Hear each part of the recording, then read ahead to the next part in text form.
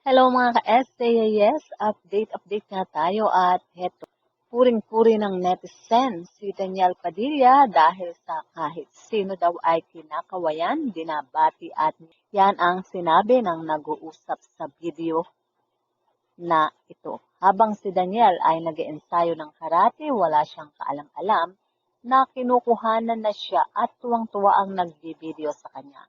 Ang usapan niya ay nagahay itong si Daniel sa lahat at pati sa mga lola na makita ni Daniel doon sa lugar ng Baguio.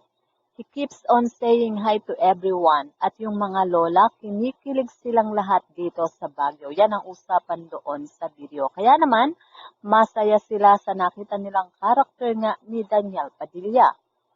At haya na naman, naglalabasa na ang mga larawan ni Daniel. Napakaraming fans ang masayang-masaya na naman dahil nakita nila ng personal itong si Daniel. Talaga pong gwapo, magandang lalaki, pogi itong si Daniel Padilla. Sa mga hindi pa po nakakita ng personal, siya yung masasabing walang anggulo. Kahit saan mo siya tingnan ay talagang gwapo. Kaya naman, ang lakas ng hatak at heto na naman niya ang mga fans na kinikilig talaga. Sa lugar ng Baguio, excited na ang mga fan ni Daniel Padilla. At talaga namang pinuntahan pa itong si Daniel na ang mga fans ay nanggaling pa sa malayong lugar.